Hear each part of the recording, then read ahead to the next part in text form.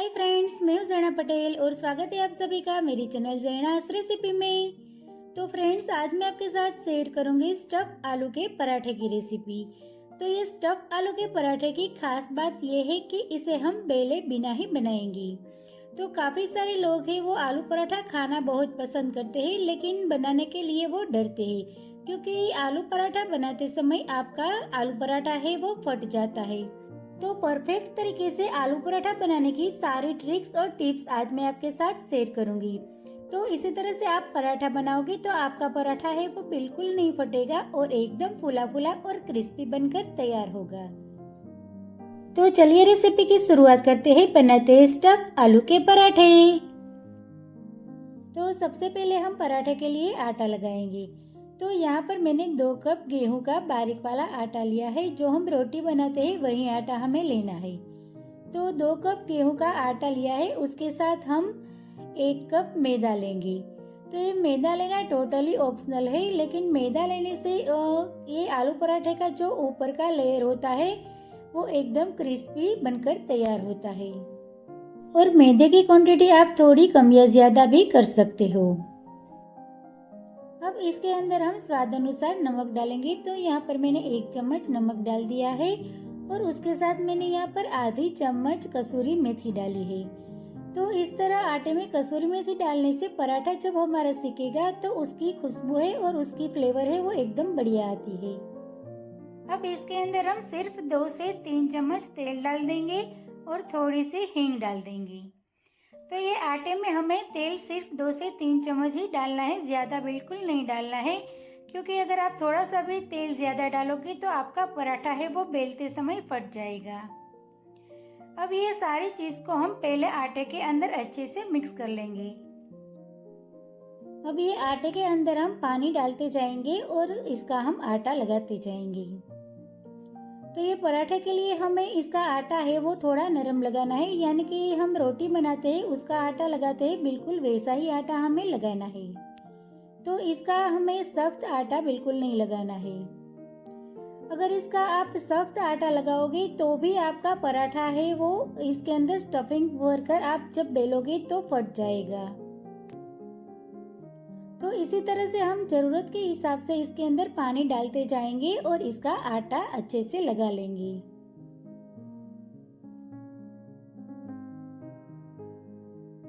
तो यहाँ पर मैंने इसी तरह से मसलते हुए आटे को गूंद लिया है। अब आटे के ऊपर हम 1 से 2 चम्मच ऑयल डाल देंगे और आटे को हम चिकना कर देंगे और ये आटे को हम फिर से अच्छे से मसल लेंगे। तो ये पराठे के लिए आटे को हमें मसलना बहुत ज़रूरी है ताकि ये आटा हमारा एकदम स्मूथ हो जाए। तो ये आटे को आप जितना अच्छे से मसलोगे उतना आपका पराठा है वो अच्छे से बनेगा और बिल्कुल नहीं फटेगा। तो यहाँ पर हमारा ये आटा लग गया है। तो यहाँ पर आप देख सकते हो इतना सॉफ्ट आटा हमें लगाना है। अब ये आटे को हमें ढककर 15 से 20 मिनट तक रेस्ट दे देना है। तो ये आटा जब तक हमारा रेस्ट करता है तब तक हम इसकी स्टफिंग बना लेते हैं। तो स्टफिंग बनाने के लिए मैंने यहाँ पर मीडियम साइज के 3 उबले हुए आलू लिए हैं। तो ये आलू को मैंने पानी में बिल्कुल नहीं उबाला है। तो नीचे पानी रखकर इसके ऊपर हमें छन्नी रखनी है और छन्नी के ऊपर हमें ये आलू को बॉईल करना है। तो इसी तरह से ये आलू आपके बिना पानी के होने चाहिए। तो ये आलू में आपके थोड़ा सा भी पानी होगा तो आपका मसाला है, आपका स्टफिंग है वो एकदम चिकना हो जाएगा। अब इसके अंदर हम स्वाद अनुसार नमक डाल देंगे, थोड़ा सा चाट मसाला डाल देंगे, आधी छोटी चम्मच हम धनिया जीरा पाउडर डालेंगे, उसके साथ आधी चम्मच हम रेड चिली पाउडर भी डाल देंगे और यहाँ पर हम आधी चम्मच आमचूर पाउडर डालेंगे और उसके साथ हम इसके टेस्ट को बढ़ाने के लिए थोड़ा सा गरम मसाला डालेंगे और आधी चम्मच हम किचन किंग मसाला डालेंगे। तो किचन किंग मसाला डालने से ये स्टफिंग का टेस्ट है वो बहुत बढ़िया आता है। अब इसके अंदर हम छोटी ऑनियन और 2 से 3 तीखी वाली हरी मिर्च डाल देंगे। तो ये दोनों को मैंने बिल्कुल बारीक काट कर इसके अंदर डाल दिया है और इसके साथ हम थोड़ा सा हरा धनिया भी फ्लेवर के लिए डालेंगे। अब इसके साथ हम आधी चम्मच कसूरी मेथी इस तरह हाथों में क्रश करते हुए ये मसाले में डाल देंगे। और 1 चम्मच भर के हम शुगर पाउडर डालेंगे। अब इसके अंदर हमने सारा मसाला डाल दिया है और इसको हम अच्छे से मिक्स कर लेंगे। तो यहाँ पर हमें ये मसाले को चम्मच की मदद से ही मिक्स करना है। अगर आप हाथ से ये मसाला मिक्स करोगे तो आपके हाथ की गर्मी है वो ये मसाले में लग जाएगी और ये मसाला है आपका वो चिकना बन जाएगा। इसीलिए आप इस तरह से कोई भी स्टफिंग बनाते हो तो स्टफिंग को मिक्स करने के लिए आपको चम्मच की मदद से ही इसको मिक्स करना है। तो यहाँ पर मैंने ये सारा मसाला है वो ये स्टफिंग में अच्छे से मिक्स कर दिया है।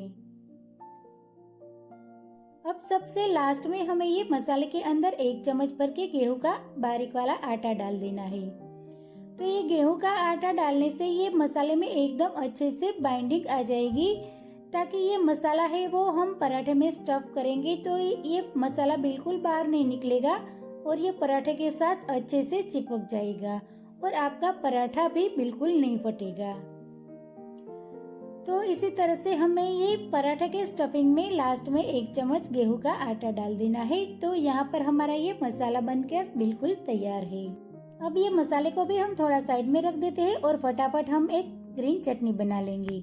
तो उसके लिए यहाँ पर मैंने एक मिक्सी के जार में थोड़ा सा हरा धनिया डाल दिया है और उसके साथ यहाँ पर मैंने हरा लहसुन लिया है और 2 से 3 तीखी वाली हरी मिर्च ली है और 1 इंच अदरक का टुकड़ा लिया है।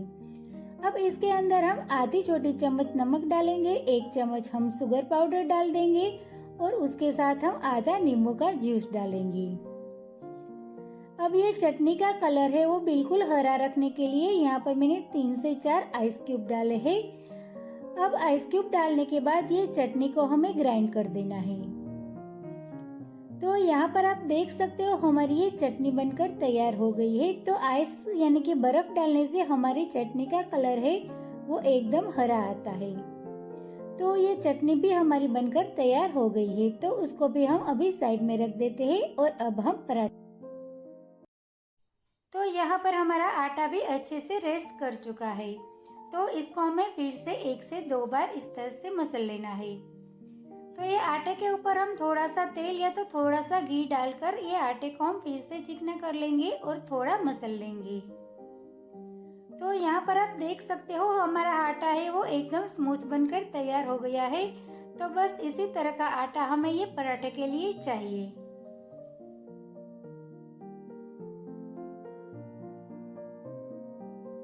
अब ये आटे में से हम पहले पेड़े बना लेंगे। तो यहाँ पर मुझे बड़ा बड़ा पराठा बनाना है तो मैं बड़ी साइज का पेड़ा बना लूंगी। तो आपको जो साइज का पराठा बनाना है उस हिसाब से आपको पेड़े बनाने होंगे। तो यहाँ पर मैंने ये आटे में से सारे पेड़े पहले बनाकर तैयार कर लिए हैं। अब हम पराठा बेलेंगे। तो यहाँ पर हम एक पेड़ा ले लेंगे और उसके ऊपर हम सूखा आटा लगाकर पहले हम जैसे रोटी बेलते हैं उस तरह से हमें पहले बेल लेना है। तो यहाँ पर हमें ज्यादा पतला नहीं करना है, थोड़ा मोटा ही रखना है। तो इसी तरह से हम रोटी की जैसे हम इसको पहले बेल लेंगे। अब इसके ऊपर हमें थोड़ा सा घी लगा देना है और इसके ऊपर हमें थोड़ा सूखा आटा छिड़क देना है। तो ये घी और सूखा आटा लगाने से हमारा स्टफिंग है वो बिल्कुल बाहर नहीं निकलता है। अब इसके अंदर हम 1 बड़ा चम्मच भर के स्टफिंग को रख देंगे और इसके ऊपर हम फिर से थोड़ा सूखा आटा छिड़क देंगे। अब हाथ की मदद से हम ये मसाले को थोड़ा चारों तरफ से अच्छे से हम स्प्रेड कर देंगे। अब ये पराठे की चारों तरफ से इसकी किनारियां है वो हमें इस तरह बीच में इकट्ठी कर लेनी है और इसके ऊपर का जो एक्स्ट्रा आटा है वो हमें निकाल देना है, ताकि पराठा खाते समय वो आटा है वो आपको बीच में मोटा मोटा ना आए। अब आता है सबसे मेन इम्पोर्टेंट पार्ट। तो यहाँ पर हम बेलन का इस्तेमाल नहीं करेंगे। तो ये पराठे को हम हाथ से ही इस तरह से बेलेंगे। तो यहाँ पर आप देख सकते हो ये पराठे को हम हाथ से इसी तरह से थोड़ा थोड़ा प्रेस करते हुए पराठे को हम बड़ा बना लेंगे और बीच बीच में आपको ज़रूरत लगे तब इसके ऊपर हम थोड़ा थोड़ा सूखा आटे को छिड़कते जाएंगे और ये पराठे को चारों तरफ से इसी तरह से दबाते हुए पराठे को हम थोड़ा बड़ा कर लेंगे। तो ये पराठे को हमें मोटा ही रखना है ताकि इसके अंदर हमने जो स्टफिंग भरी है वो खाते समय ये स्टफिंग का टेस्ट है वो बढ़िया आए। तो ये पराठे को हमें पतला बिल्कुल नहीं करना है, इसी तरह से हमें मोटा ही रखना है। तो यहाँ पर हमारा ये एक पराठा है वो बेलकर तैयार हो गया है। तो इसी तरह से हम दूसरा पराठा भी बेल लेंगे। तो सेम उसी तरह से हम ये पराठे को पहले रोटी की तरह बेल लेंगे। तो यहाँ पर आप देख सकते हो इसकी मोटाई हमें इतनी रखनी है। रोटी हम पतली बनाते हैं, इतना पतला हमें नहीं बेलना है। अब फिर से इसके अंदर हम थोड़ा सा घी लगा देंगे और थोड़ा सा सूखा आटा छिड़क देंगे। अब इसके ऊपर हमें 1 चम्मच भर के स्टफिंग रखना है। तो ये पराठे में स्टफिंग की क्वांटिटी हम थोड़ी ज़्यादा रखेंगे तो ये पराठा है वो खाने में एकदम टेस्टी लगेगा। अब फिर से इसके ऊपर हम थोड़ा सा सूखा आटा छिड़क देंगे। तो इसके ऊपर सूखा आटा छिड़कने से ये पराठे का स्टफिंग है वो बाहर नहीं निकलता है और ये पराठा हमारा अच्छे से इस तरह से हम इसको बड़ा कर सकते हैं। तो यहाँ पर आप देख सकते हो हाथ की मदद से ये पराठा बेलने में एकदम आसानी रहती है। तो इसमें आपको बेलन की ज़रूरत बिल्कुल नहीं पड़ेगी। तो यदि इस तरह से थोड़ा थोड़ा स्टफिंग बाहर आ जाए तो इसमें कोई दिक्कत नहीं है, उसका टेस्ट है वो एकदम बढ़िया आता है। तो यहाँ पर इसी तरह से हमारा दूसरा पराठा भी बेलकर तैयार हो गया है। तो सेम उसी तरह से हम पहले ये सारे पराठे को बेल लेंगे।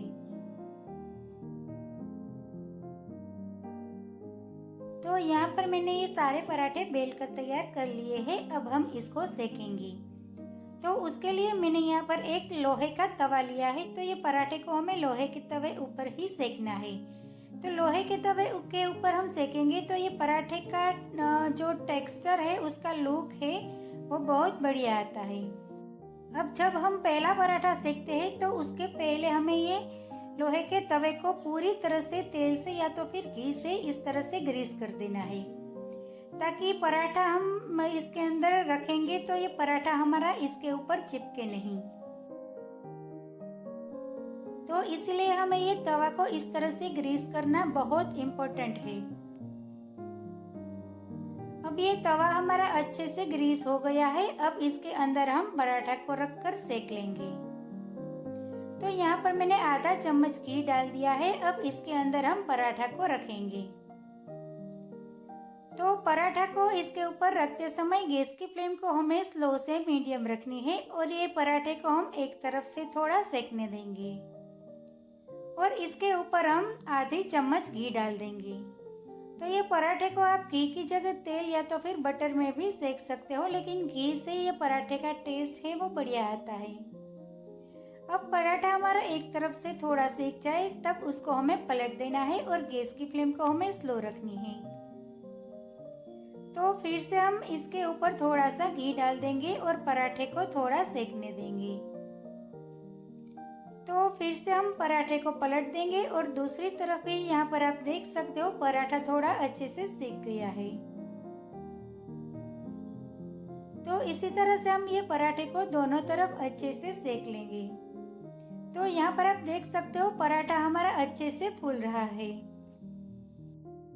तो ये पराठे सेकते समय गैस की फ्लेम को आपको बिल्कुल नहीं बढ़ानी है और ये पराठे को आप जितना स्लो गैस की फ्लेम पर सेकोगे उतना आपका पराठा है वो अच्छा बनेगा। तो इसी तरह से हमें ये पराठे को दोनों तरफ इस तरह से उलट पुलट करते हुए ये पराठे को हमें अच्छे से सेक लेना है। तो यहाँ पर आप देख सकते हो हमारा पराठा अच्छे से फूल गया है और एकदम ऊपर से उसका कलर है वो एकदम बढ़िया आया है। तो इसी तरह से बिना बेले हुए यानी कि हाथ से बेलकर भी इतना अच्छा पराठा हम बना सकते हैं। तो यहाँ पर हमारा ये पराठा है वो दोनों तरफ अच्छे से सीख गया है। तो इसी तरह से इसके ऊपर गोल्डन स्पॉट्स आ जाए तब तक हमें पराठे को सेक लेना है। तो यहाँ पर हमारा पराठा सेक कर तैयार है। तो इसको हम एक प्लेट में निकाल लेते हैं। अब फिर से आपको मैं एक टिप्स देती हूँ। तो पराठे को हम गैस के ऊपर से उतारते हैं तो जब पराठा गरम गरम होता है तभी इसके ऊपर हमें आधी चम्मच बटर या तो फिर घी लगा देना है। तो इस तरह से इसके ऊपर बटर और घी लगाने से ये पराठे का टेस्ट है वो एकदम बदल जाता है और ये पराठे का टेस्ट है वो एकदम बढ़ जाता है और हमारा पराठा एकदम टेस्टी बनकर तैयार होता है। अब सेम उसी तरह से हम दूसरा पराठा भी बना लेंगे। तो ये तवे के ऊपर मैंने फिर से घी डाल दिया है और इसके ऊपर हम फिर से पराठे को रख देंगे।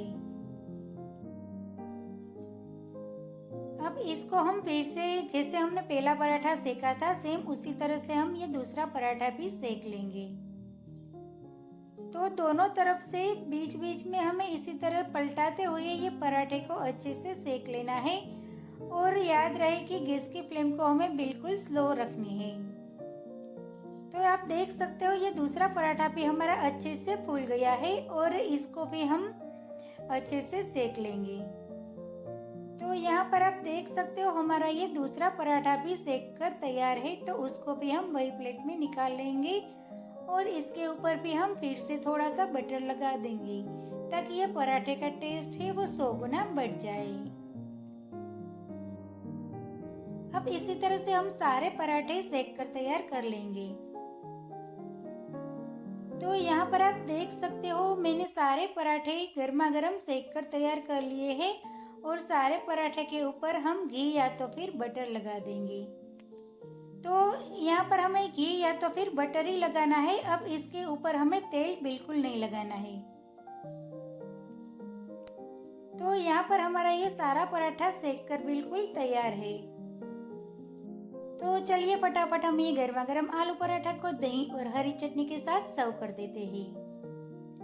तो फ्रेंड्स आप इसी तरह से आलू पराठा बनाओगे तो आपका पराठा है वो एकदम टेस्टी बनकर तैयार होगा और बिल्कुल नहीं फटेगा। तो फ्रेंड्स है ना ये खास और जबरदस्त ट्रिक ये आलू पराठा बनाने की। तो आप भी एक बार इस तरह से ये आलू पराठा घर पर जरूर ट्राई करना। और फ्रेंड्स आपको मेरा आज का ये वीडियो और रेसिपी अच्छी लगी हो तो मेरे वीडियो को लाइक करें, अपने फ्रेंड्स के साथ शेयर करें और मेरी चैनल को सब्सक्राइब करें। तो मिलते हैं एक नई रेसिपी के साथ अगले वीडियो में। तब तक के लिए bye bye. Thank you so much.